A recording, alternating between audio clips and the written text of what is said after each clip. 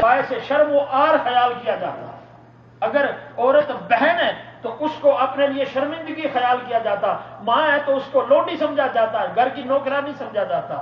لیکن غلاموں کا تو حال اس سے بھی زیادہ ابتر تھا. اگر کوئی کسی کا غلام ہے تو آدمی جب چاہتا اس پر تیر اندازی کی مشق کرتا. ایک زندہ انسان پر تیر اندازی کی مشقیں کی جاتی. ایک زندہ انسان کو سردیوں میں ننگا کھڑا کیا جاتا، کوئی اس کی آواز سننے والا نہ تھا. اور وہ غلام بنا کیسے؟ جب کوئی قبیلہ دوسرے قبیلے پر حملہ کرتا تو جو مفتو قبیلہ ہوتا ان کو اپنا غلام بنا لیتا. ان کی عزتوں کے ساتھ کھیلا جاتا.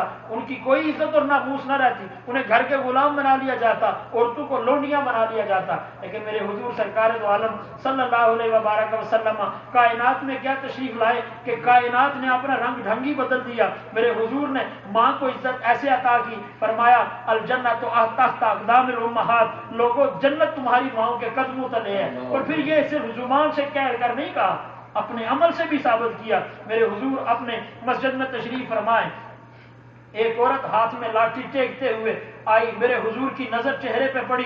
میرے حضور اپنی جگہ سے اٹھے.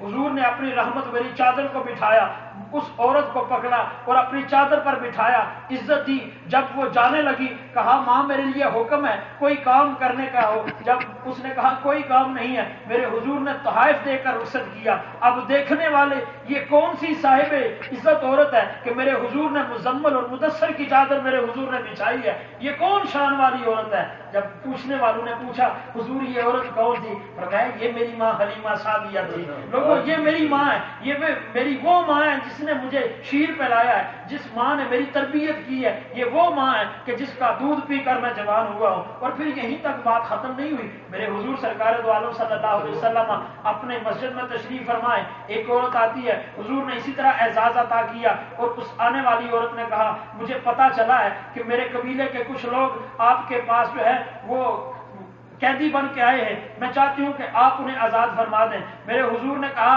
اے میرے صحابہ سن لو، دیکھو کون آیا ہے.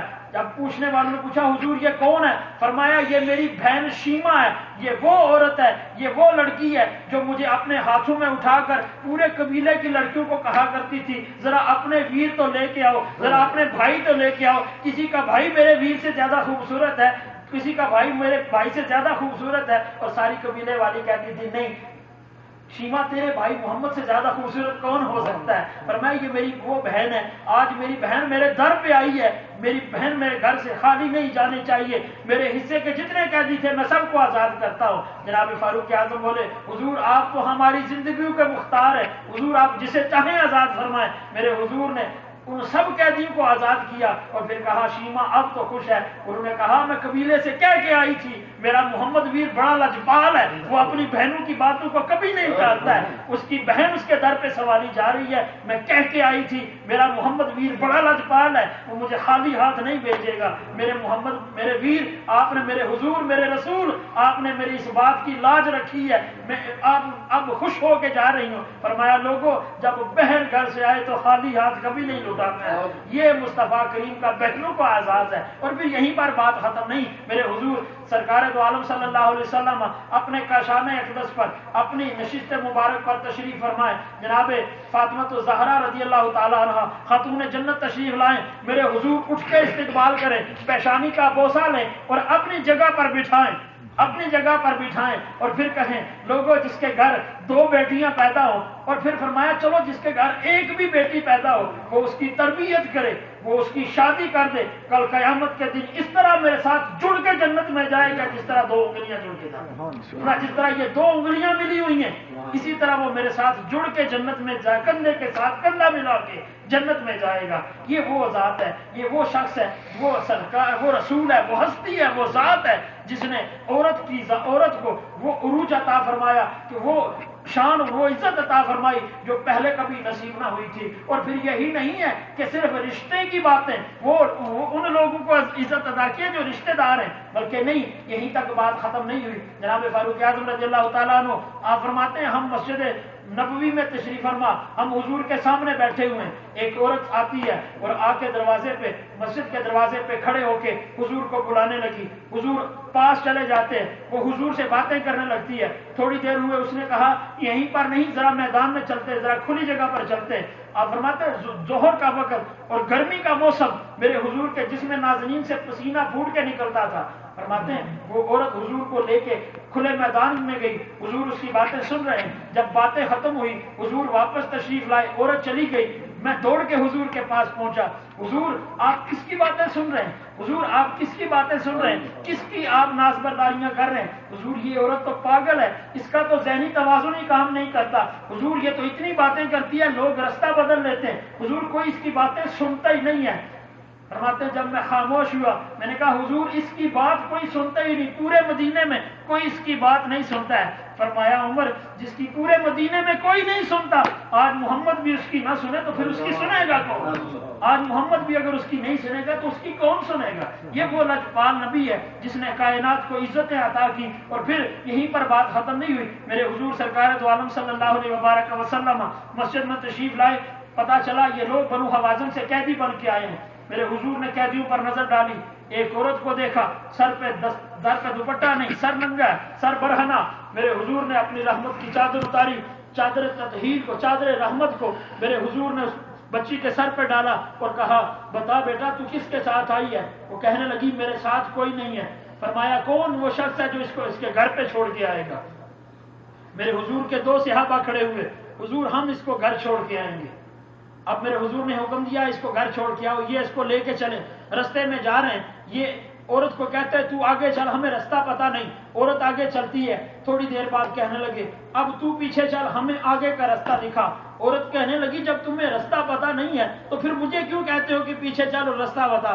وہ کہنے لگے جب تو چلتی ہے، ہوا تیز ہوتی ہے، تیرے دامن سے تیرا آنچل اتر جاتا ہے، تیرا آنچل ہلتا ہے، تو پھر ہمیں شرم آتی ہے کہ ہماری نظر اپنی بہن پہ پڑے۔ فرمایا تو پیچھے چل، صرف ہمیں رستہ دکھا۔ جب میرے حضور کے یہ صحابہ اس عورت کو، وہ عورت جو قیدی ہے، وہ عورت جو رشتہ دار بھی نہیں ہے، وہ عورت جو کلمہ پڑھنے والی بھی نہیں ہے، میرے حضور کے یہ غلام اس کو جب اپنے قبیلے میں، اس کے قبیلے میں، اس نے گھر میں پہنچا کے جب پلٹنے لگتے ہیں، سارا قبیلہ اکٹھا ہو جاتا ہے، اس کی ماں رونا شروع کر دیتی ہے، پیٹنا شروع کر دیتی ہے اور سب سے کہتی ہے لوگوں آج ہم برباد ہو گئے، میری بیٹی دشمنوں کی قید سے آئی ہے، یہ تو دشمنوں کی قید میں رہی ہے۔ اب سارا قبیلہ دیکھ رہا ہے۔ اس عورت نے کہا ماں روتی کیوں ہے، چلاتی کیوں ہے؟ اس نے کہا اس لیے کہ تو دشمنوں کی قید سے آئی ہے، اور جب دشمنوں کی قید سے کوئی آتا ہے، کوئی لڑکی آتی ہے، اس کی عزت کب سلامت رہتی ہے، اس کی عصمت کب سلامت رہتی ہے، اس کی عفت کب سلامت رہتی ہے۔ اس عورت نے کہا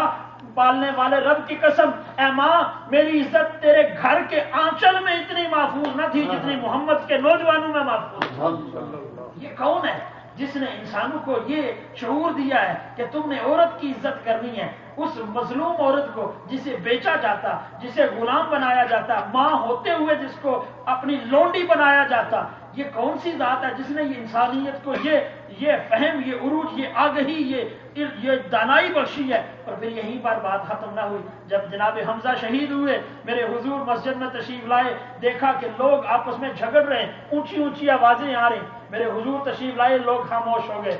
فرمایا کیا بات ہے، کیوں جھگڑتے ہو، کس بات پہ شور ہو رہا ہے؟ ایک صحابی کہنے لگے یا رسول اللہ ہوا یوں ہے، جناب حمزہ شہید ہوئے ہیں نا، ان کی ایک بیٹی ہے، اس کی پرورش کرنے والا کوئی نہیں ہے۔ جناب علی بھی کہتے ہیں کہ پرورش میں کروں گا، جناب جعفر بھی کہتے ہیں پرورش میں کروں گا، حضور ہر ایک صحابی کہتا ہے پرورش میں کروں گا۔ ابھی یہ باتیں ہو رہی ہیں، میرے حضور کے لب پہ مسکراہٹ ہے لیکن آنکھوں میں آنسو ہیں، اور میرے حضور نے ہاتھ بلند کر کے کہا میرے مالک یہ وہ لوگ ہیں جو ایک ایک بندہ 10 بیٹیوں کو قتل کرتا تھا، لیکن آج ایک بیٹی ہے اور سارا قبیلہ اس کی پرورش کرنے کے لیے بےتاب ہے، آج ہر ایک سرپرستی کرنے کے لیے بےتاب ہے۔ یہ کون سی ذات ہے جس نے کائنات میں انقلاب لایا ہے؟ یہ وہ کون سی ذات ہے جس نے کائنات کو رحمت کی چادر عطا کی ہے؟ وہ مصطفیٰ کریم صلی اللہ علیہ وبارک وسلم کی ذات ہے۔ اللہ رب العزت ہمیں اپنے سرکار دو عالم صلی اللہ علیہ وسلم کی سیرت کو سمجھنے، اس پر عمل کرنے کی توفیق عطا فرمائے۔ وآخر دعوانا الحمدللہ رب العالمین۔